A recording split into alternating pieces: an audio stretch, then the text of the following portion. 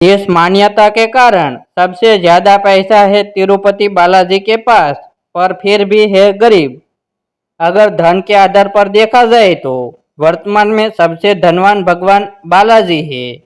एक आंकड़े के अनुसार बालाजी मंदिर ट्रस्ट के खजाने में 50,000 करोड़ से अधिक की संपत्ति है। लेकिन इतने धनवान होने पर भी बालाजी सभी देवताओं से गरीब ही है। धनवान होकर भी गरीब है बालाजी। आप सोच रहे होंगे कि इतना पैसा होने पर भी भगवान गरीब कैसे हो सकते हैं। और दूसरा सवाल यह भी आपके मन में उठ सकता है कि जो सबकी मनोकामना पूरी करता है वह खुद कैसे गरीब हो सकता है। लेकिन तिरुपति बालाजी के बारे में ऐसी प्राचीन कथा है जिसके अनुसार बालाजी कलयुग के अंत तक कर्ज में रहेंगे।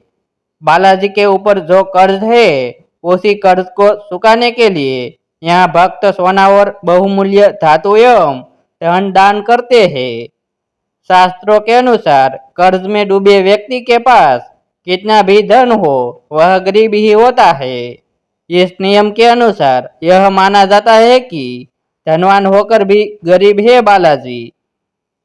आखिर कर्ज में क्यों डूबे हैं तिरुपति बालाजी। प्राचीन कथा के अनुसार एक बार महर्षि भृगु वैकुंठ पधारे और आते ही शेषशैया पर योग निद्रा में लेटे भगवान विष्णु की छाती पर एक लात मारी। भगवान विष्णु ने तुरंत भृगु के शरण पकड़ लिए और पूछने लगे कि ऋषिवर पैर में चोट तो नहीं लगी। भगवान विष्णु का इतना कहना था कि भृगु ऋषि ने दोनों हाथ जोड़ लिए और कहने लगे, प्रभु आप ही सबसे सहनशील देवता है, इसलिए यज्ञ भाग के प्रमुख अधिकारी आप ही है। लेकिन देवी लक्ष्मी को भृगु ऋषि का यह व्यवहार पसंद नहीं आया और वह विष्णु जी से नाराज हो गए। नाराजगी इस बात से थी कि भगवान ने भृगु ऋषि को दंड क्यों नहीं दिया। नाराजगी में देवी लक्ष्मी वैकुंठ छोड़कर चली गई।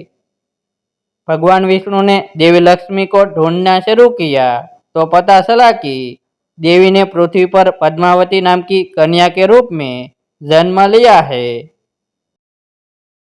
भगवान विष्णु ने भी तब अपना रूप बदला और पहुंच गए पद्मावती के पास।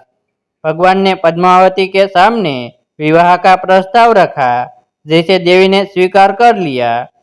लेकिन प्रश्न सामने यह आया कि विवाह के लिए धन कहाँ से आएगा। और इस तरह धनवान होते जा रहे हैं बालाजी। विष्णु जी ने समस्या का समाधान निकालने के लिए भगवान शिव और ब्रह्मा जी को साक्षी रखकर कुबेर से काफी धन कर्ज लिया। इस कर्ज से भगवान विष्णु के वेंकटेश रूप और देवी लक्ष्मी के अंश पद्मावती ने विवाह किया। कुबेर से कर्ज लेते समय भगवान ने वचन दिया था कि कलयुग के अंत तक वह अपना सारा कर्ज चुका देंगे। कर्ज समाप्त होने तक वह सूद चुकाते रहेंगे। भगवान के कर्ज में डूबे होने की इस मान्यता के कारण बड़ी मात्रा में भक्त धन दौलत भेंट करते हैं ताकि भगवान कर्ज मुक्त हो जाए। भक्तों से मिले दान की बदौलत आज यह मंदिर करीब 50,000 करोड़ की संपत्ति का मालिक बन चुका है। ऐसे ही धार्मिक वीडियो देखने के लिए हमारे YouTube चैनल सब्सक्राइब करें।